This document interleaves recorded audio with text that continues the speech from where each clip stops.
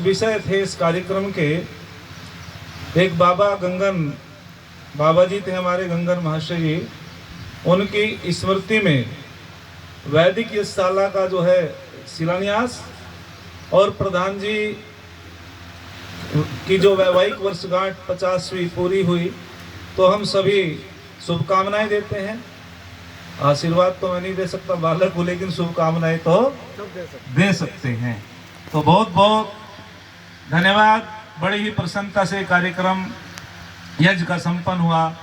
आइए थोड़ी सी बातें मैं रखता हूं।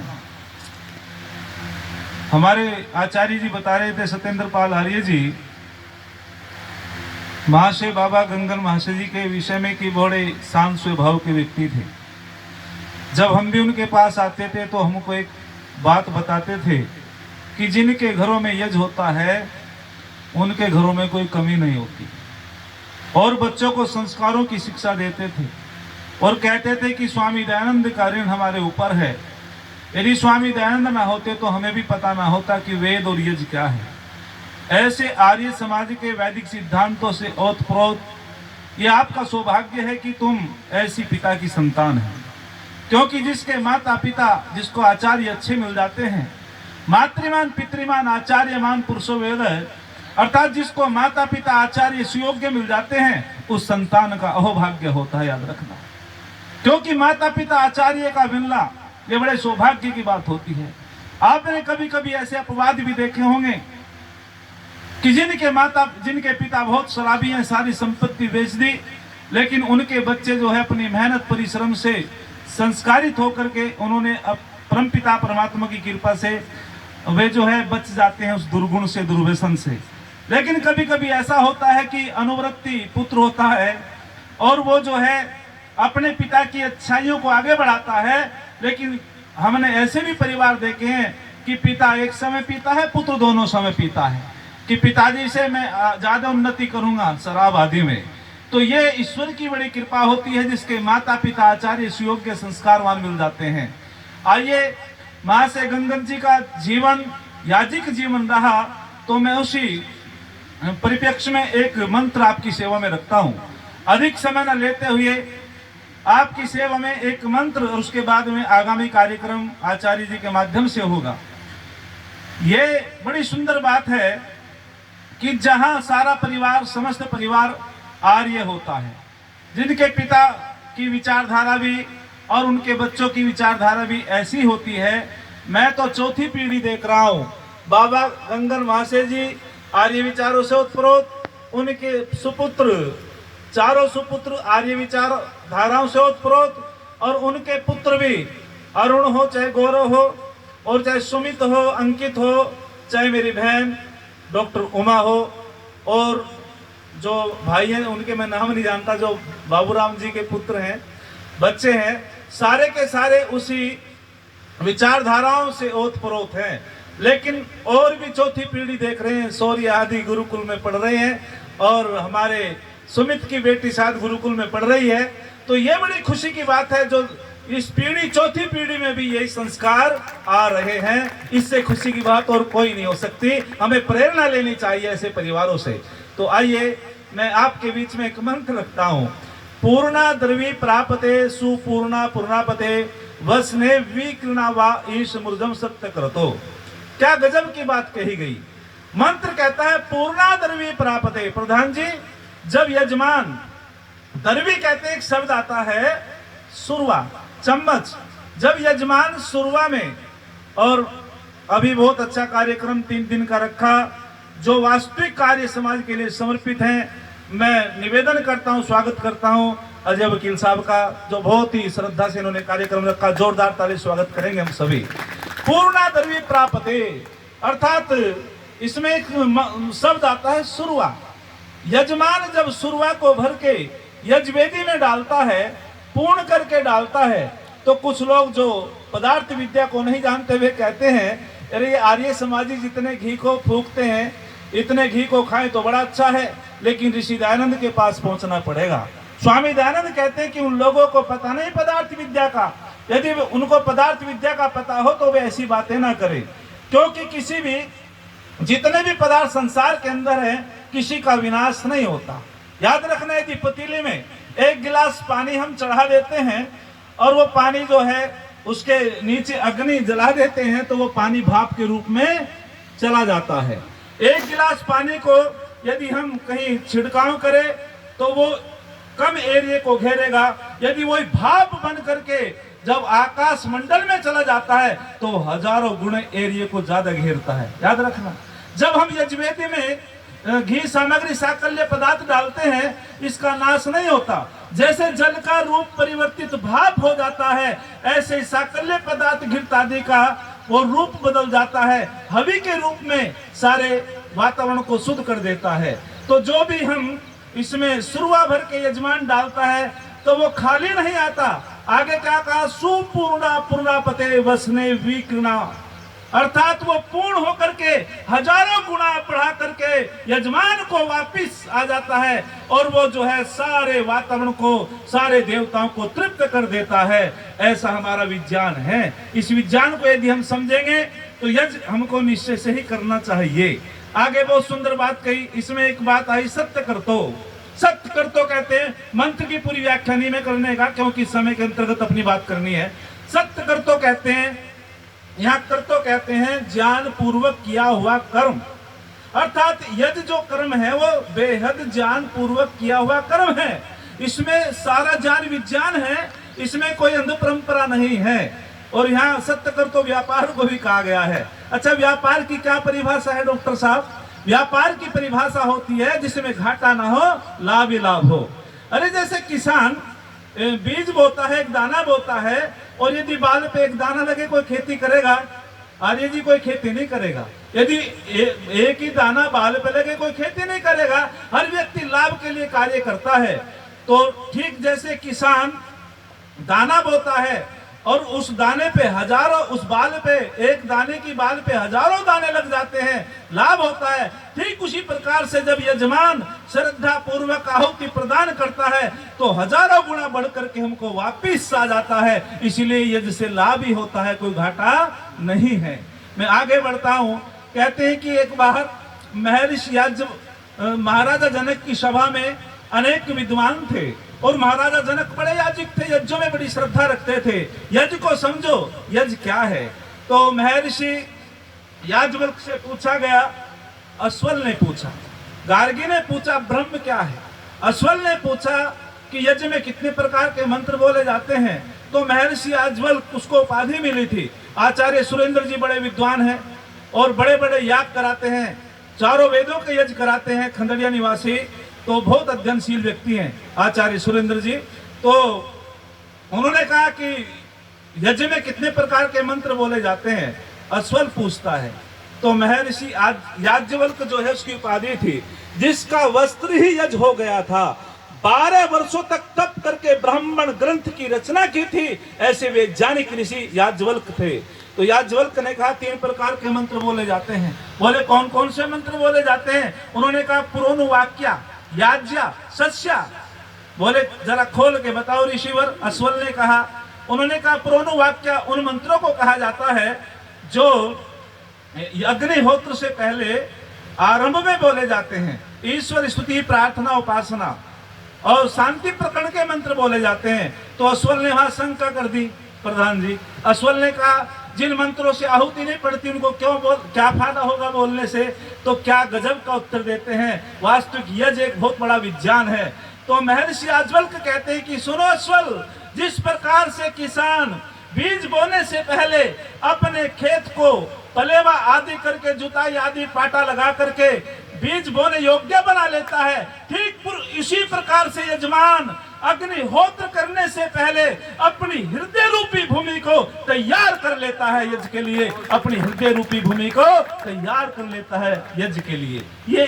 ये उत्तर देते हैं हमारे महर्षि याज्ञवल्क्य। फिर उन्होंने कहा याज्ञा उनको कहा जाता जिनसे आहुति पड़ती है। और फिर कहा सस्या, जो यज्ञ के उपरांत मंत्र बोले जाते हैं। तो मैं आपके बीच में बताना चाहता हूँ, ये परिवार याजिक है और हमको यदि हम इस सत्संग में आए हैं तो वास्तविक रूप से यज्ञ के वैज्ञानिकता को समझ करके अपने घरों में जब यज्ञ आरंभ हो जाएगा निश्चित रूप से हम सुख शांति और हमारे घरों में शांति होगी, समृद्धि होगी, तो हम निश्चित रूप में दुखों से बचेंगे। आगे बहुत सुंदर बात कही गई। आचार्य चाणक्य जी कहते हैं धर्म शास्त्र ने नहीं कसे, वे कहते हैं कि पठंती चतुर्वेदान धर्म शास्त्र ने नहीं कसे, आत्मानव ने एव जानंती धर्विपाक रसे था। क्या गजब की बात कह रहे हैं आचार्य चाणक्य। ये संसार के लोगों, यदि तुमने चारों वेदों को भी पढ़ा है, 6 शास्त्रों को भी पढ़ा है, और यदि तुमने उस ज्ञान को, अपनी आत्मा को नहीं जाना है, उस वेद ज्ञान को अपने आचरण में नहीं लाए हो, तो कोई लाभ होने वाला बोलो नहीं है। जिस प्रकार से करछी 6 रसों वाली व्यंजन में रहती है, चमचा या करछी बोलते हैं ना, 6 रसों वाली व्यंजन में रहती है, उस करछी को, उस व्यंजन के स्वाद का बेचारी को कुछ पता नहीं होता है। ठीक उसी प्रकार से जो व्यक्ति चाहे कितने भी वो विद्वान क्यों ना हो, चाहे धनशील क्यों ना हो, लेकिन जब तक वो अपनी आत्मा को नहीं जानेगा तब तक उसका लाभ होने वाला नहीं है। कहा गया है आत्मा के विषय में कहा गया, वारे आत्मा द्रष्टव्य, जो अपनी आत्मा को जान लेता है वही परमपिता परमात्मा को जान लेता है। एक ने प्रश्न फिर कर दिया कि बताओ ऋषिवर, महाराजा जनक की सभा में फिर प्रश्न कर दिया, महाराजा जनक ने कर दिया कि बताओ ऋषिवर, ये व्यक्ति किसकी ज्योति से देखता है? तो ऋषिवर कहते हैं मैं आपसे भी पूछना चाहता हूं, व्यक्ति किसके माध्यम से देखता है? क्यों जी प्रधान जी, यही तो उत्तर देंगे, आंखों से देखता है। अच्छा, यही उत्तर सब देते हैं कि आंखों से देखता है, लेकिन जब अंधेरी रात होती है, घनघोर अंधकार छा जाता है, सूर्य का प्रकाश नहीं होता है, चंद्रमा का प्रकाश नहीं होता है, किसी दीपक की व्यवस्था नहीं होती है, पास के व्यक्ति को पास का व्यक्ति फिर क्यों नहीं देख पाता जब हम आंख से देखते हैं? क्या गजब का उत्तर देते हैं मैं ऋषिवर। ऋषिवर कहते हैं कि हम सूर्य की ज्योति से देखते हैं। क्या कहते हैं जी, बोलो? सूर्य की ज्योति से देखते हैं। उन्होंने कहा यदि सूर्य का प्रकाश ना हो कभी कभी, बोले फिर चंद्रमा के प्रकाश से देखते हैं। बोले चंद्रमा का प्रकाश भी ना हो, बोले फिर अग्नि के प्रकाश से देखते हैं। अग्नि का प्रकाश भी ना हो कि दीपक के प्रकाश से देखते हैं। यदि दीपक का प्रकाश भी ना हो, कभी कभी ऐसी घटना घट जाती है, तो फिर वे कहते हैं कि फिर वो वाणी के माध्यम से देखते हैं। कभी कभी घनघोर जंगल में चला जाता है व्यक्ति, भटक जाता है, तो वो फिर वाणी के माध्यम से बुलाता है, आप इधर आ जाओ, अंधकार छाया हुआ है, कि वाणी के माध्यम से देखते हैं। महाराज जनक ने कहा यदि वाणी भी ना हो किसी के पास, क्यों डॉक्टर साहब, ऐसा भी तो हो जाता है कि वाणी भी ना हो, तो फिर कहते हैं कि फिर वो अपनी आत्मा के प्रकाश से देखता है। जो अपनी आत्मा को जान लेता है वही परमपिता परमात्मा को जान लेता है। तो निश्चित रूपेण हमको यज्ञ विज्ञान को समझना चाहिए। जो यज्ञ विज्ञान को समझ जाता है उसका यह लोक भी सुधर जाता है। इसी बात को योगेश्वर कृष्ण महाराज जी भी कहते हैं कि 2 प्रकार का यज्ञ अपने जीवन में जो करता है, ज्ञान यज्ञ और द्रव्य यज्ञ। ज्ञान यज्ञ उसे कहते हैं जो वेदों को पढ़ के, शास्त्रों को पढ़ के जो वेद का प्रचार प्रसार करता है, उसे ज्ञान यज्ञ कहा जाता है। और द्रव्य यज्ञ जो अपनी धन संपदा से अग्निहोत्र आदि करता है, उसे द्रव्य यज्ञ कहते हैं। अर्थात जो दोनों यज्ञों को अपने जीवन में अपना लेता है उसका यह लोक भी सुधर जाता है गुरुजी, और परलोक भी सुधर जाता है, ऐसा योगी राज कृष्ण महाराज जी कहते हैं। एक उदाहरण देख करके मैं अपनी वाणी को विराम देता हूँ। कहते हैं कि आचार्य चाणक्य एक नगरी का अवलोकन कर रहे हैं और झांक झांक करके देखते हैं। एक युवा ने कहा क्या देखते हो आचार्यवर? उन्होंने कहा मैं देखना चाहता हूं इस नगरी में कितने शमशान तुल्य परिवार है। उन्होंने कहा आचार्य जी कैसी बातें कर, तो ये तो नगरी है, तो गांव है, इसमें क्या मतलब? यहाँ शमशान तो जंगल में होता है। बोले नहीं, मैं देखना चाहता हूँ कि इस नगरी के अंदर कितने शमशान तुल्य घर होते हैं। तो वे देख रहे हैं, सबका अवलोकन कर रहे हैं। तो आचार्य चाणक्य से उन्होंने शंका करी, बोले जी मैं समझ नहीं पाया। तो जब आचार्य चाणक्य कहते हैं कि जिन घरों में विद्वानों का आगमन नहीं होता, वकील साहब, जिन घरों में विद्वानों का आगमन नहीं होता, जहाँ वेद मंत्रों की ऋचाई नहीं बोली जाती, जहाँ यज्ञ नहीं होता, जहाँ अतिथियों का आदर सत्कार नहीं होता, जहाँ परमपिता परमात्मा की उपासना नहीं होती, जहाँ शराब पी करके पिता पुत्र लड़ते हो, जहाँ नास्तिकता हो, जहाँ मांस आदि का सेवन होता हो, तो आचार्य चाणक्य कहते हैं वो शमशान तुल्य परिवार नहीं है तो और कैसा है? वो शमशान तुल्य परिवार है। और जहाँ वेद मंत्र बोले जाते हो, परमात्मा की उपासना होती हो, जहाँ सारा समस्त परिवार बैठ करके संजय यज्ञ हवन करता हो, वे परिवार वास्तविक स्वर्ग तुल्य हैं। जहाँ विशेष सुख और सुख की सामग्री, उसको स्वर्ग कहा गया है। जहाँ विशेष दुख और दुख की सामग्री, उसको नरक कहा गया है। तो निश्चित रूपेण आचार्य चाणक्य ने कहा था, अरे सुनो भाई युवा, अरे उस जंगल के शमशान में तो व्यक्ति जब जलता है, जब वो मर जाता है, उसका दाह संस्कार होता है, लेकिन ऐसे परिवारों में, ऐसे शमशान तुल्य परिवारों में व्यक्ति, जीवित व्यक्ति हर क्षण हर पल जलता रहता है, समाप्त होता रहता है, पतन होता रहता है। तो अधिक न बोलते हुए एक छंद कहकर के मैं अपनी वाणी को विराम देता हूं। आप लोगों का बहुत बहुत धन्यवाद, आपने दच्चित होकर के सुना। तो मैंने ये उदाहरण इसलिए दिया कि हमारा ये परिवार याजिक और हमको यज्ञों से जुड़ना चाहिए, हमारा आना सार्थक हो जाएगा।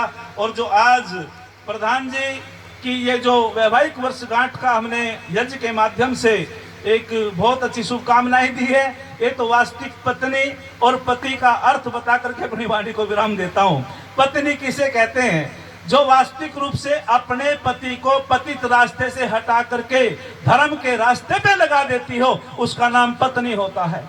मैंने पूछ लिया पावले में जाकर के, मैंने एक से कहा जी पत्नी किसे कहते हैं? उन्होंने कहा पत्नी तो उसे कहते हैं जो हर समय तनी तनी रहे। मैंने कहा अच्छा, आपकी परिभाषा अलग है भाई। अर्थात पत्नी वो होती है जो अपने पति को पतित रास्ते से हटा करके अच्छे रास्ते पे लगा देती हो। ऐसे गुण हमारी माता जी के अंदर हैं। निश्चित रूपेण जब भी इन परिवार में आ जाते हैं, चाहे कितने भी अतिथि हो, अतिथि सत्कार और माता जी खुश होकर के सबका आतिथ्य सत्कार करती है, तो ये वास्तविक कांता नारी के लक्षण होते हैं। तो प्रधान जी का सौभाग्य है, आपके बच्चे, आपके भाई, आपका समस्त परिवार याजिक है, और वास्तविक पति का जो सम्मान बढ़ाती है वो पत्नी बढ़ाती है। पत्नी यदि धार्मिक होती है तो पति का यशोगान हो जाता है, और पति में यदि वे संस्कार नहीं होते, एक ने का पति में यदि पत्नी में संस्कार अच्छे नहीं होते तो वो जो है पति का अपयश भी फैला देती है। तो अधिक ना बोलते हुए, पति का मतलब होता है रक्षा करना, और पत्नी का अर्थ होता है अपने पति की आज्ञाओं का पालन करना, और पातिव्रत योग बहुत बड़ा योग होता है। ये प्रेरणा लेनी चाहिए माता बहन तो नहीं है, लेकिन पातिव्रत योग भी योगी से कम नहीं होता है। क्योंकि एक ब्राह्मण देवता एक वृक्ष के नीचे बैठे थे, और ब्राह्मण देवता को भूख लगी हुई थी, उसने सोचा आराम कर लूं। ऊपर कबूतर कबूतरी का एक जोड़ा बैठा था, उन्होंने विष्ठा कर दी। ब्राह्मण देवता बड़े क्रोधी थे, बड़े तपस्वी थे, उन्होंने जो क्रोध रूपी आंखों से देखा तो उन कबूतर कबूतरी को भस्म कर दिया। एक कथानक है, कहानी है, जिसके कहने में कोई हानि ना हो, लेकिन समझाने के लिए। और वो फिर एक गांव में चला गया ब्राह्मण देवता, उसने एक आवाज लगाई भिक्षांदेही। तो बहुत देर से जो आवाज लगा रहा था, और दूसरे घर के सामने जब गया भिक्षांदेही, जैसे वे ब्राह्मण देवता गए तो तुरंत उसके पति आ गए, और पति ने कहा देवी मुझे भूख लगी है और तुरंत भोजन की व्यवस्था करो। उधर तो ब्राह्मण देवता भिक्षाम देवी, और उधर वो जो है पति देव कह रहे मुझे भूख लगी है, भोजन की व्यवस्था करो। तो वो पत्नी पतिव्रत पत्नी थी, अपना उसका पातिव्रत योग था, तो वो अपने पति की भोजन की व्यवस्था करती है। उधर ब्राह्मण देवता को बहुत समय हो जाता है आवाज लगाते लगाते, लेकिन वो अपने पति को भोजन तृप्त करके और फिर बाहर जाती है। बताओ ब्राह्मण देवता जी आपको क्या चाहिए? बोले तूने मेरा अपमान किया है, तू नहीं जानती मैं कितना बड़ा ब्राह्मण हूँ, मेरा कितना बड़ा तप है, और तूने मेरा अपमान किया है। मुझको यहाँ बहुत समय हो गया है आवाज लगाते लगाते, लेकिन तू अंदर से आवाई है। तो उसने कहा ब्राह्मण देवता क्षमा चाहती हूँ, मेरे पति देव आए थे, जैसे तुमने आवाज लगाई तुरंत उन्होंने कहा मुझे भूख लगी है और मेरी भोजन की व्यवस्था करो। मैंने अपने पति देव को भोजन कराया है, उसको तृप्त किया है। अब बताओ आपकी क्या इच्छा है, क्या लेना चाहते हो? बोले अच्छा आप अपने पति को सब कुछ मानती हो, हमको कुछ नहीं मानती, हम बहुत बड़े तपस्वी हैं, और यदि आप ज्यादा बोलोगी तो मैं तुम्हें भस्म कर दूंगा। तो वो क्या कहती है नारी, सुनो ब्राह्मण देवता, मुझे जंगल की कबूतरी मत समझना। जैसे तुमने जंगल की कबूतरी को भस्म कर दिया था, मैं भी पतिव्रता नारी हूँ, मेरा भी पातिव्रत योग है। ब्राह्मण देवता ने जब उस नारी के शब्द सुने नतमस्तक हो गया, सारा अहंकार उसका समाप्त हो गया, और वो कहने लगा देवी मुझे क्षमा कर, और कांपने लगा। तो निश्चित रूपेण जो पतिव्रता नारी होती है वो योगी से कम नहीं होती है। पतिव्रता नारियों के बहुत उदाहरण दे सकते हैं, लेकिन अतिक्रमण ना करते हुए आप अपने परिवारों में विद्वानों को बुला करके और अच्छे अच्छे संस्कारों की बात कराएंगे और अपने जीवन में यज्ञ को धारण करेंगे, निश्चित रूपेण हमारा ये जीवन सार्थक हो जाएगा। एक छंद कहकर के मैं अपनी वाणी को विराम देता हूं। माता जी के विषय में एक छंद बोलता हूं। अरे सच तो यह है, नारी की महिमा दुनिया जानने पाई है। अरे सच तो यह है, नारी की महिमा दुनिया जानने पाई है। ये मंदिर में मीरा है, रण क्षेत्र में दुर्गाबाई है, विद्या के क्षेत्र में गार्गी देवी है, जिसकी कथा निराली है। इस नारी के कारण ही तो ये धरती गौरवशाली है। इस नारी के कारण ही तो ये धरती गौरवशाली है। इति ओम संघ। आपका धन्यवाद।